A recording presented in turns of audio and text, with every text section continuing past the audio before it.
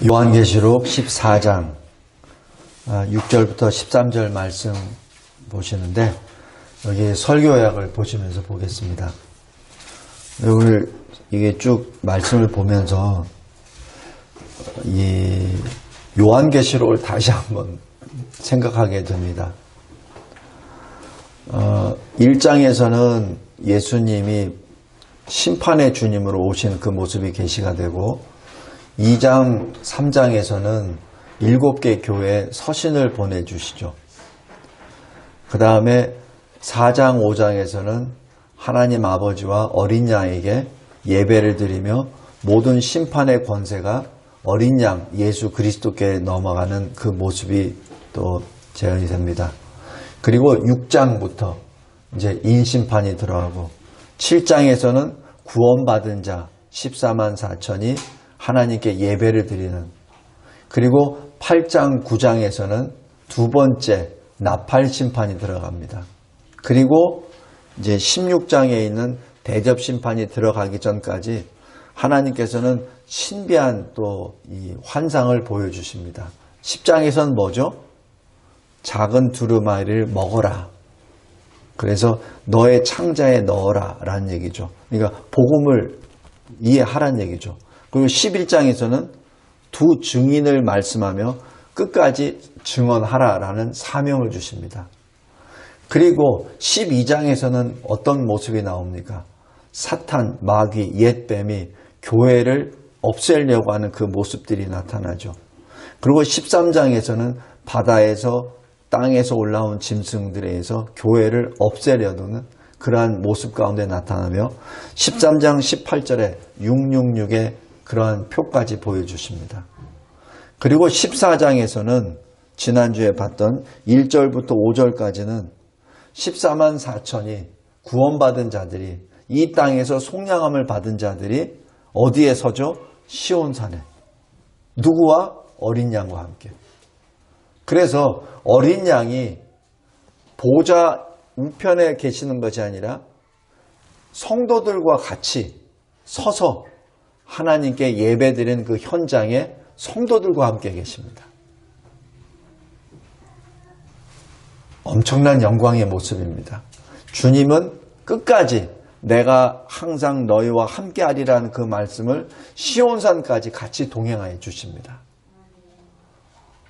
그것이 영광의 모습입니다. 오늘 본문은 6절부터 들어가는데, 6절 잘 보세요. 또 보니 다른 천사가 공중에 날아가는데 누구에게 전하죠? 땅에 거주하는 자들. 전에는 그냥 지나갔는데 오늘 이 땅에 거주하는 자들이 자꾸 저의 마음에 걸립니다. 시온산에 있는 자와 땅에 거주하는 자들. 다시 말씀드립니다. 시온산에 있는 사람들과 땅에 거주하는 자들. 누가 땅에 거주하죠? 시온산에 안 있는 사람들. 누가 땅에 거하죠? 어린 양과 같이 안 있는 자들입니다. 두렵습니다. 두렵습니다. 성도 여러분, 이 14장에 아주 굉장히 큰 대별이 나타나요. 시온산과 땅. 그 시온산에 있는 자들과 땅에 거하는 자들. 성도 여러분, 다시 한번 우리 스스로에게 자문하기 바랍니다. 나는 어디에 서 있는가? 나는 시온산에 서 있는가? 아니면 땅에 서 있는가?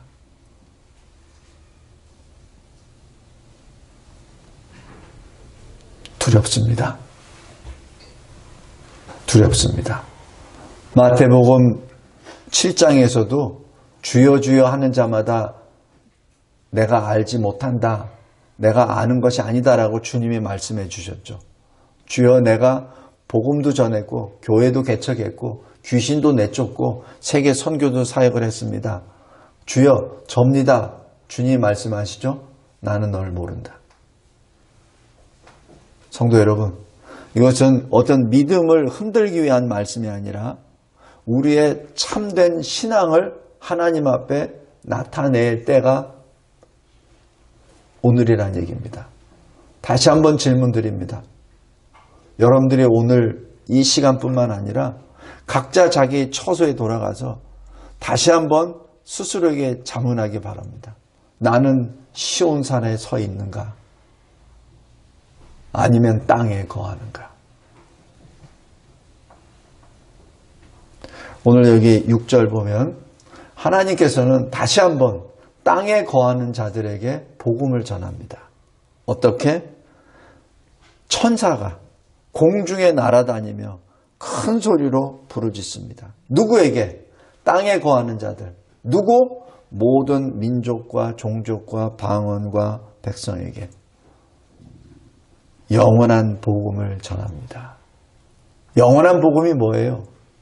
예수 믿음이죠. 예수 믿고 구원 받으란 얘기죠. 성도 여러분, 주님은 끝까지 복음을 전하십니다. 끝까지 복음을 전하십니다. 마지막 심판 그 순간 직전까지 다 전하십니다. 우리 소돔과 고모라 거기 때도 다 보잖아요. 주님이 언제까지 복음을 전하시죠? 소돔에 불이 내리기 직전까지, 롯을 끌고 나올 때까지 계속 전하시잖아요. 그죠? 롯을 끌고 나올 때 그때는 이미 해가 떴어요. 세상 사람들이 알아요. 롯이 나간다는 거를. 롯이 그냥 몰래 밤에 나가는 게 아니에요. 해가 이미 떴고, 그리고 겨우겨우 끌려가는 롯의 아내도 봤습니다. 롯의 아내를 구원하기 위하여 천사가 급하게 막 이끌어내요. 그런데 어떻게 해요? 롯의 아내는 뒤를 돌아보죠. 주님은 끝까지 복음을 전하십니다. 끝까지. 그것이 여기 6절입니다. 예외 없어요. 언어가 다르다고? 아니요. 민족이 다르다고? 아닙니다. 백성도 다 똑같습니다. 나라 하나님께서는 복음을 계속 전하십니다. 끝까지. 7절 보십시오. 큰 음성으로 말합니다. 이 큰 음성이란 뭐예요? 내가 못 들었어 라고 하나님께 하소연 못합니다. 나는 여기 어느 섬에 있었으니까 못 들었습니다. 아니, 천사가 날아다니면서 전합니다. 예외 없습니다. 핑계를 댈 수 없어요. 7절 잘 보세요. 하나님을 두려워하라. 왜? 심판의 하나님이시니까. 왜? 창조의 하나님이시니까. 네가 있는 것은, 네가 존재하는 것은 하나님이기 때문에 너가 존재하는 거야. 너의 생명 끝도 하나님이 정하셔. 네가 정하는 게 아니야. 하나님이 정하신다고. 그래서 주님이 말씀하시잖아요. 내가 알파요 오메가요. 내가 시작이요 끝이요. 처음이요 마지막이라고 하신 것이 뭐죠?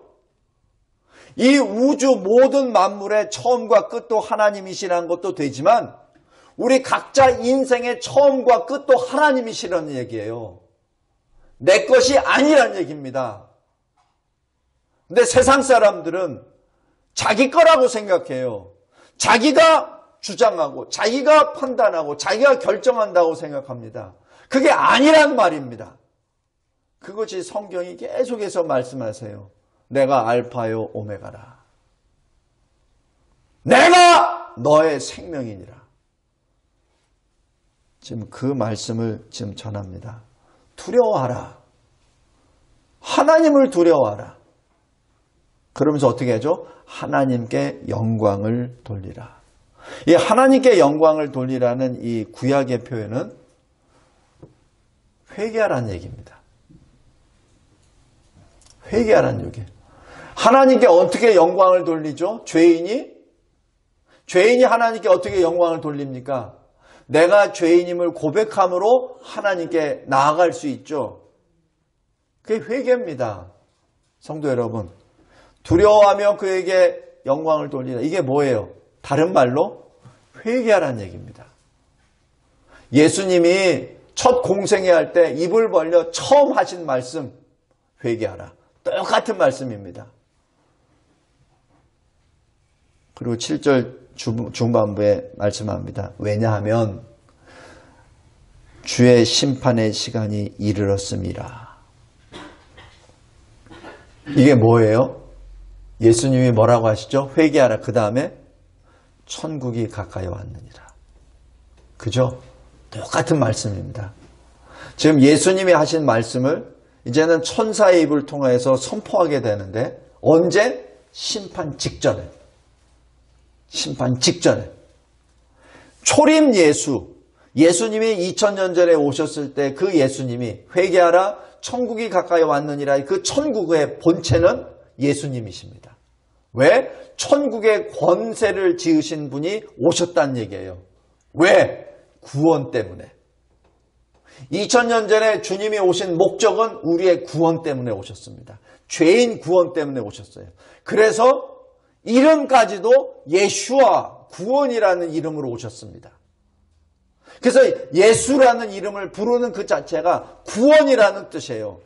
그래서 초림 예수, 처음 오셨을 때 예수는 우리를 구원하시기 위하여 오신 겁니다. 그때 주님이 하신 말씀이 회개하라. 천국이 가까이 왔느니라. 바로 그 말씀입니다. 그런데 다시 오실 때는 구원이 아니라 심판입니다. 심판입니다. 주님이 다시 오실 때는 심판입니다. 그래서 주님이 다시 오실 때까지 선을 긋습니다. 그때까지 구원을 받아야 합니다. 그때까지 속량함을 받아야 됩니다. 그때까지 이 땅에 사는 동안에 구원을 받아야 됩니다. 예수를 믿어야 됩니다. 그리고 7절 마지막 부분에 뭐라고 하죠? 창조의 하나님께 경배하라. 창조의 주님께 경배하라. 누구에게 하는 말씀이죠? 6절 잘 보세요. 땅에 거주하는 자들에게. 아직 시온산에 서지 아니하고 땅에 거주하는 자들에게 구원의 복음을 전하는 것이죠. 회개하라. 천국이 가까이 왔느니라. 하나님께 경배하라. 다음에 두 번째입니다. 8절에 두 번째 천사가 또 나타납니다. 그래서 두 번째 천사는 어떤 선포를 하죠? 큰 성 무너졌도다. 이 큰 성이 뭡니까? 바벨론이라고도 하죠. 여기 17장 보십시오. 여기 17장 18장에는 그 바벨론에 대하여 또 설명합니다. 17장에서는 음녀라 표현을 하고 바벨론을, 18장에서는 큰 성읍이라고 표현을 합니다. 근데 17장 18절 보세요. 나중에 또 설명을 드릴 텐데, 또 내가 본 그 여자는 땅의 왕들을 다스리는 큰 성이라 하더라. 하나님은 중요한 것은 다 이렇게 주석을 달아주세요. 헷갈리지 않도록. 여자가 누구죠? 바로 큰 성입니다. 어떤 성? 하나님을 대적하는 그 성입니다. 그래서 14장 4절 보세요. 14장 4절에 이 사람들은 어떤 사람들? 14만 4천. 이 땅에서 속량을 받은 사람들은 여자와 더불어 더럽히지 아니하고. 여자가 누구라고요? 큰 성, 바벨론 성입니다. 더럽히지 아니하고 순결한 자라. 다시 들어갑니다. 14장 8절에 그 큰 성 바벨론 성을 향하여 선포합니다. 무너졌도다, 무너졌도다. 그런데 그 큰 성의 죄목이 여기 기록됩니다. 음행으로 말미암아 진노의 포도주를 모든 나라에게 먹였다. 이 죄입니다. 자기만 음행하고 자기만 하나님 앞에 범죄하는 것이 아니라 모든 나라, 모든 백성, 모든 언어 그들에게 이 음행의 술을 먹였다는 얘기죠. 이건 비유입니다. 바로 하나님을 비방하고 하나님으로부터 더 멀리 떨어져 나아가도록 유혹했다는 얘기죠. 성도 여러분, 다시 한번 제가 묻습니다. 가슴에 손을 얹고 다시 한번 생각하십시오. 나는 어디에 서 있는가? 나는 지금 시온성에 어린 양과 함께 서 있는가? 아니면 나는 큰 성 바벨론, 이 세상에 하나님을 대적하는 이 성읍에 지금 살고 있는가? 다시 한번 잘 생각해 보시기 바랍니다. 이것은 이 세상이 멸망한다는 하나님의 심판 선언입니다. 이것이 나중에 17장, 18장에 구체적으로 설명이 나옵니다. 다음에 9절, 세 번째 천사가 또 전합니다. 어떤 천사, 그 천사의 주된 선포는 심판의 대상입니다. 누가 심판의 대상이죠? 누구든지 짐승과 그의 우상에게 경배하고 이마나 표에 표를 받으면 하나님의 진노의 포도주를 마시리라. 구체적인 그 포도주를 마신다는 그 뜻이 무엇이냐면 천사들 앞과 어린 양 앞에서 불과 유황으로 고난을 받으리라. 이것이 진노의 잔을 받는다는 표현입니다. 하나님은 굉장히 이 진리에 대해서는 애매모호하게 기술을 안 하세요. 정확하게 기록하십니다. 진노의 잔을 마신다는 것은 불과 유황에서 고난을 받는다는 뜻입니다. 그런데 그 고난이 어느 정도냐면 11절에 밤낮 쉼을 얻지 못합니다. 죽고 싶어도 죽지 못합니다.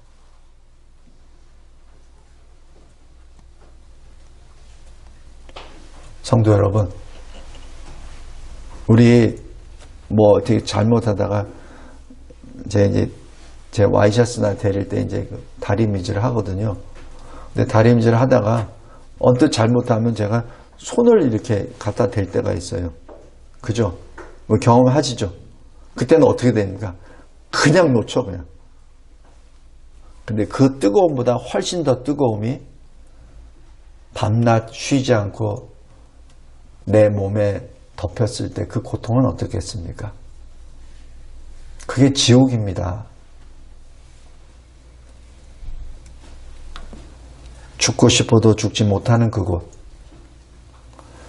더 이상 하나님의 말씀을 들을 수 없는 곳. 아무리 눈물을 흘리며 하나님 불러도 돌아갈 수 없는 곳. 그곳이 지옥입니다. 우리 거지 나사로 비유 아시잖아요. 주님이 하신 말씀. 거지 나사로와 부자가 살다가 똑같은 날에 죽었습니다. 거지 나사로는 하늘나라, 그리고 부자는 지옥으로. 그리고 그것을 보여주세요.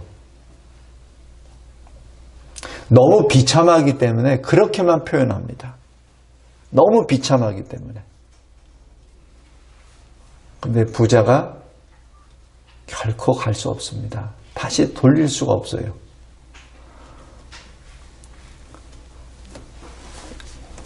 여기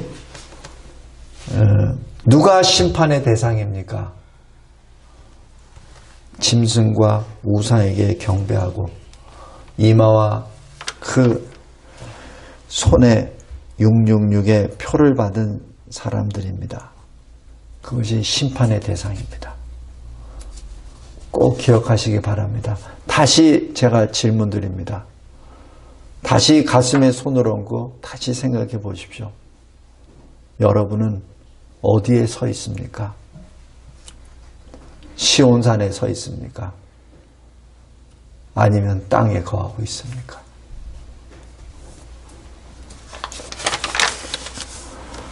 여기 12절, 13절에 성령께서 깨닫게 해주세요. 우리들에게 깨닫게 해주십니다. 그럼 성도들은 어떻게 살아야 됩니까? 지금 자문하게 되잖아요. 성도들은 어떻게 살아야 됩니까? 인내하라. 그래서 성도들의 인내가 여기 있다. 어떻게 인내하냐고요? 그냥 일을 알고 그냥 떡떡떡떡 갈면은 인내되나요? 아니죠. 어떻게 인내하라고? 12절 보십시오. 하나님의 계명을 지키라. 예수 믿음을 지키라. 이 인내입니다. 다른 인내가 아니에요. 다른 인내는 할 수가 없어요. 아무리 자기가 의지가 강하다 하더라도 이런 고통이 나오면은 자기가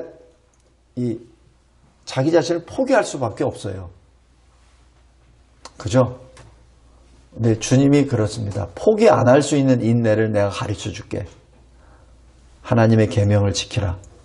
예수 믿음을 지키라. 그겁니다.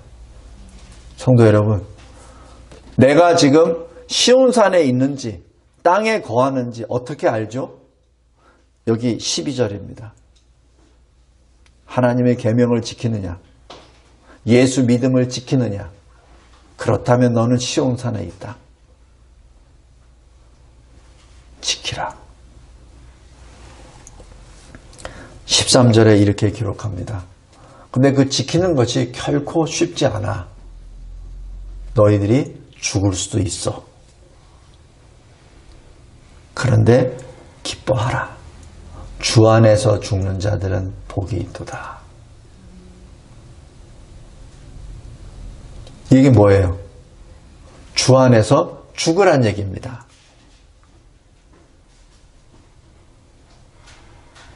주 안에서 죽으란 얘기입니다. 성도 여러분, 이 성경 말씀은 생명에 관한 문제예요. 내가 어떻게 뭘 해서 출세하고 내가 어떻게 해서 돈을 벌고 내가 어떻게 해서 뭐 유명하게 되고 이런 문제가 아니에요. 지금 이 성경이 주시는 말씀은 생명에 관한 내용입니다. 네가 진정 생명을 얻기를 원하느냐? 죽으라. 어디서? 주 안에서 죽으라. 어떻게? 계명을 지키며 죽으라. 예수 믿음으로 지켜라. 죽으라. 한 얘기입니다. 그 얘기는 뭐예요? 어떻게 누가 예수 믿음으로 죽을 수 있죠? 예수 믿음으로 산 사람이 죽을 수 있죠. 간단해요. 계명을 지키면서 산 사람이 계명을 지키면서 죽을 수 있습니다. 예수 믿음을 가지고 산 사람이 예수 믿음으로 죽을 수 있어요. 예수 믿음으로 살지 못하면 죽을 때도 죽을 수가 없어요. 그렇게 주 안에서.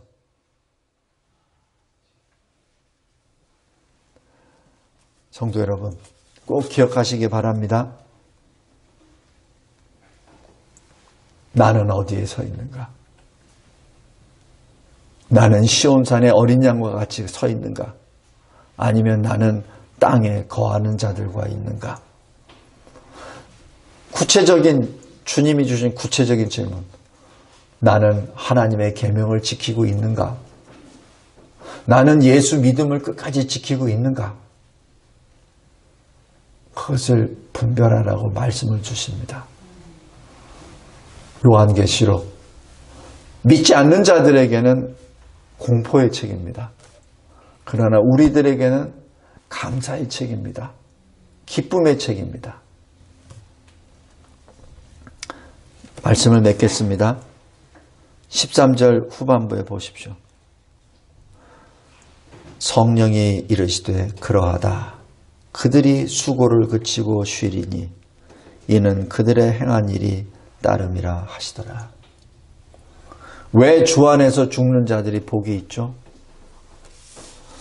여기 21장 보십시오.